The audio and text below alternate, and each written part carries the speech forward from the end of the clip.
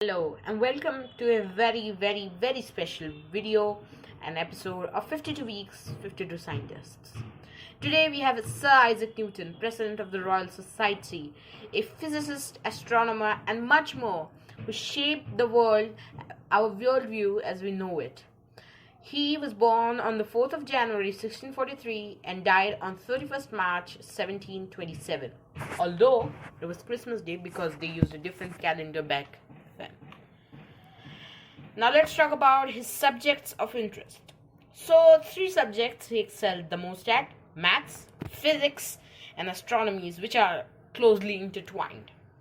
Maths was his one of his favorite subjects. Physics, of course, he developed the laws of motion, as well as astronomy. You know about astronomy, the study of space. He also did that. These were his three core subjects. He established classical mechanics as we know it in his Philosophiae Naturalis Principia Mathematica, which is basically natural philosophy on the principles of math. It is one of the most important books in the history of science, and it's not even scratching the surface of the Newtonverse, one shall say. Agreed, he is pretty cool. Now, let's talk about the laws of motion. The laws of motion are three motion laws, which were the gospel on motion and universal gravitation, until Einstein came along with his theory of relativity, which superseded now Isaac Newton's laws of motion come in number second in order of authority on the laws of motion, exactly speaking. So let's talk about the first law, right? You might have heard this in high school or in middle school. It's the law of inertia. A body continues in state of rest or in uniform motion in a straight line unless there's a force. And there's a diagram there you can refer to. It's F net equals 0, and that's basically how that actually works, the law of inertia.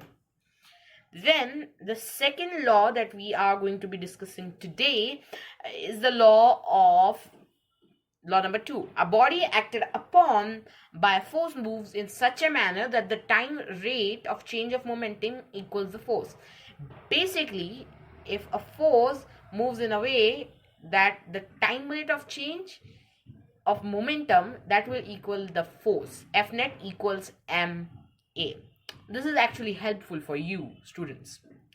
Anyways, the third law is actually the simplest to explain. Basically, if two bodies exert forces on each other, like two are pushing against each other, these forces are equal in strength and they're opposite in direction. So the next time you're wrestling with the bully, remember that you are equal in magnitude and opposite in direction. That makes sense psychologically as well, I guess. Anyways, jokes apart, that's basically how it works. There's a diagram here. Dominant laws on universal gravitation, as I said, until they were superseded by Einstein's theory of relativity. And these are simple laws that exist, and you can find so many examples as illustrated in daily life. These actually describe motion as there is in real life as it happens. And these are really important to understanding how the world actually really works. He used Kepler's laws, and what he did was really clever. He removed doubts about heliocentrism. Exactly what he did was he accounted for tides, the trajectories of comets, the precession of equinoxes, and other things, and then he saw that there's no doubt that solar system has sun as its center. So he was part of this collective effort that's been running along for about 2 centuries at this point. He developed a sophisticated theory of color based on the observation that there's a prism that separates white light into the colors of the visible spectrum.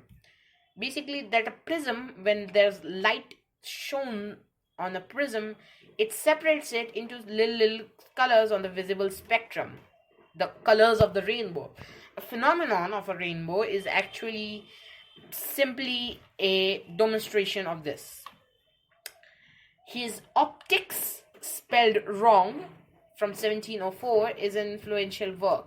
I've shown the original copy here, and for all practical purposes, Optics, Optics, is a treatise where he talks about optics. He talks about how light works and how we see light, and it's the study of light and vision itself in a physics manner. Calculated the speed of sound theoretically. He was the first actually to calculate the speed of sound. And this makes me feel really proud as a human race, because from in just 221 years since he died, we calculated the speed of sound. Yes, the literal speed of sound. And we actually superseded it, the Mach 1 level. That's really cool. There are Newtonian fluids. If you don't know what Newtonian fluids are, here's a basic, simple explanation. It's a fluid in which the viscous stresses arising from its flow are linearly. So, the stressing that comes from when it flows, these are linear. These are like a straight line. Simply, that is what it is. And these are Newtonian fluids for all practical purposes. Okay, now let's give a little hot minute and let's talk about the apple tree gravity story, the elephant in the room. So actually that story is true. Some people might have you believe that's not a true story. That's actually a true story, and he narrated it. So yes, he was with his mother. Like, there are two claims. One is that he was in Trinity College when he observed it, and the other was that he was living with his mother in his home. He had been there for vacation, and that was when he observed it. But the story goes like, the apple fell, and he then wondered, why does the apple just fall down? Why doesn't it go up? It must have something to do with the earth. That was the initial spark of inspiration he got. And yeah, it's completely true. This story was passed down to the French philosopher Voltaire, also alive at the time, by Newton's niece, who Voltaire had some doubts, and so Newton's niece came to him and she told him all about exactly how it functioned. So I hope you got it. That story is perfectly true, and he used to talk about that in lectures. There's 3 descendants, reputed descendants. There's one at the Trinity College, there's one in the Cambridge University Botany Garden, where I can't tell if it's real or not, but there's the apple fallen there. And then there is one which there is not pictured here. That's from the Instituto Balziero Library Garden in Argentina, which, fair enough, England transported a lot of stuff to Argentina, but I find the first one a little more believable because he spent a lot of time at the Trinity College. And that is an excellent transition for us to talk about the next part of his life, when he was a fellow at the Trinity College. Now, the Trinity College is the main college. It is the center of attraction and the center of motion at the Cambridge University. And being a fellow there is a pretty great honor. The Trinity College has had more Nobel laureates than the entire country of France, and so being a fellow there and a professor, as we shall get into in a second, is such a big thing. Speaking about professorship, he was the Lucasian Chair of Maths at Cambridge. Now, as you can see, he was second to become that position, but there's been so many of those, and Hawking was at that position, and so many others, including, apart from Hawking, Michael Cates. Hawking and Michael Cates are going to come in videos later on, so drop a subscribe if you're interested in those gentlemen's videos. He was associated with the Whig Party, which is sort of a liberalistic sort of party that existed before the start of the 1900s, when it merged with the Liberal Party. I've put their logos there, and he generally associated his line of thought politically with a liberalistic approach, and was a big fan of the free market, reportedly. All that being said, he was involved in university politics, and he was the MP from the Uni of Cambridge. See, before the Representation of the People Act 1948, which abolished university seats in the British Parliament, in the House of Commons, there was one or two seats each from reputed universities. And so, in this manner, he had represented Cambridge politically twice, not just once. He was twice the MP from the University of Cambridge. He was knighted by Her Majesty Queen Anne in the year we all know as 1705. So, 22 years before his death, he was knighted by the Queen Anne, but unfortunately he only received a Knight Bachelor, which is lower than the highest order of knighthood. This is the same order that was given to Sir David Attenborough, if you need a reference. Anyways, he was made Warden and Master of the Royal Mint. If you're not familiar with the Royal Mint, it's basically like the organization which mints coins and prints notes legally as tender the sterling pound in the United Kingdom. That is the literal job of the Warden and Master. Is similar to a postmaster, where the work is to supervise the activities of the Royal Mint. He was president of the Royal Society. So, being a fellow of a Royal Society is a big deal. It's the most coveted fellowship in all of England. But he went one step further by becoming the president of this prestigious and coveted organization. That is simply mind-blowing.